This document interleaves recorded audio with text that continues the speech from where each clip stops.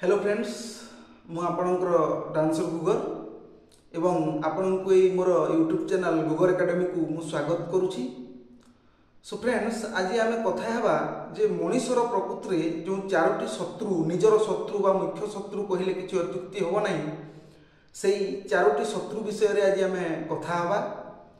So friends जेमिति आम जानिछे मनीषर मुख्य चारोटी शत्रु हेउचंती काम, क्रोध, लोभ एवं मोह। सो फ्रेंड्स आज आम गोटे पर गोटे जो शत्रु अछंती तांको विषय रे आम कथा हेबा एवं बुझीबा को चेष्टा करिबा जे प्रकृति रे एई शत्रु गुडाक केमिति आमको हानि पहुंचाउछंती।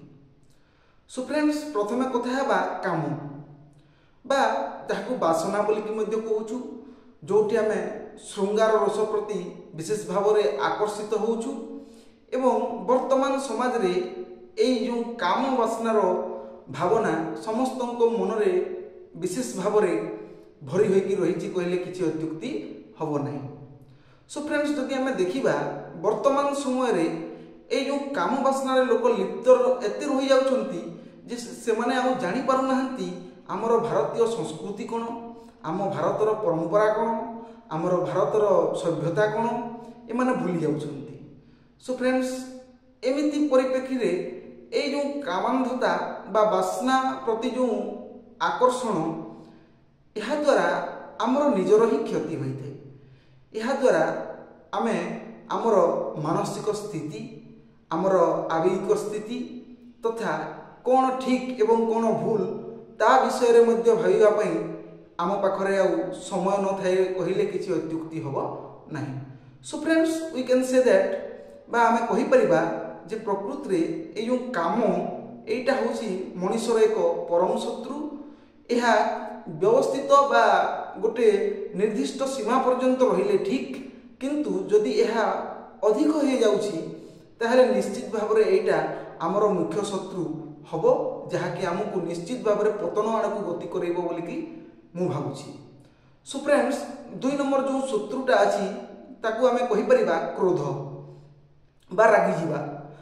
बेले बेले आमे कोन हुए ना कोनोसी किए जदि आमको किछि कहि देला कि किबा किछि भी हे गला आमे हमर निजर क्रोध उपरे नियंत्रण रखि पारुनु एवं जते बेले आमे निजर क्रोध उपरे नियंत्रण रखि पारुनु निश्चित भाव में आमे सेई क्रोध रे बसीभूत होइकी आमे कोन करूछे ना किछि खराब पदक्षेप नहीं जाउछे बा एमिति खराब किछि कथा कहि दउछे जहा पई निश्चित भाव में आमको भविष्य रे पश्चाताप करिबा पई पडुछि। तेणु फ्रेंड्स सदा सर्वदा आमे चेष्टा करिबा कथा जे प्रकृति रे निजर क्रोध को किभली भाव में आमे संयमता रक्षा करी ताको नियंत्रण रे आनिबा ता उपरे आमे ध्यान देबा कथा।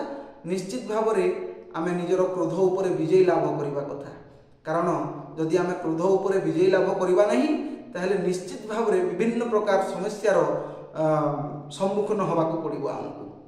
तेणु करी मु कहूछि ए क्रोध मध्य मनुष्यर हेउछि एक परम शत्रु। एवं जेमिति आम मु कहूतिली काम, क्रोध, लोभ जो 3 नंबर शत्रु अछि ताकू आमे लोभ बोली कि कहिबा। वर्तमान समय रे ए जिनिसटा निश्चित भाव में समस्तଙ୍କ पाखरे एक अनलिमिटेड हिसाब रे देखिबा को मिलुची बा असीमित हिसाब रे देखिबा को मिलुची। प्राय समस्ते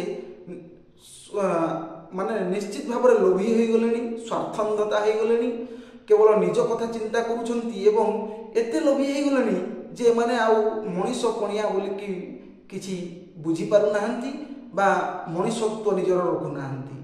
सो फ्रेंड्स ए जो लोभी होबा द्वारा प्रकृति रे हमर मानसिक अशांति घटुची एवं आमे शांति केबे पाई परिबा नहीं।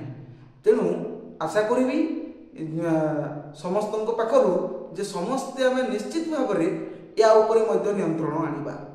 एवं अन्य जो शत्रुटी होची मोह। मोह मोह अर्थात आमे कोनोसी जिनिस प्रति जो लगाव हो जावा कथा कहूछु। आमे वर्तमान समय रे आमे देखिबा को पाउछे जे कोनोसी जिनिस प्रति मोह बा माया मोह रे ए मनीष आउ निश्चित भाव में ता भीतर को पशुची पछे किंतु सेठु आउ बाहरिबा ता पई कष्टकर होई पड़िछि। कारण से भाबुछि जे ए दुनियाटा होछि तार किंतु प्रकृति जदि देखा जावा ताहले आमे जानी परिबा जे प्रकृति रे ए दुनिया कहार नुह। आज आमे आसीचे काली ए दुनिया हमको छाड़ी के जीवा पड़िबो। सो फ्रेंड्स ए जो चारोटी शत्रु अछंती काम क्रोध लोभ मोह ए चारोटी शत्रु ऊपर जदि मनीष विजय लाभ कला ताहले मु भाबिबी जे तार बहिर्शत्रु ठारू लक्ष्य गुण से मनीष अधिक भल कामटी कला। सो फ्रेंड्स आशा करी निश्चित भाव में आपण को ए वीडियोटा भल लगी। सो मु आपण माननकु आमंत्रण करी मोर ए चैनल को सब्सक्राइब करने। धन्यवाद।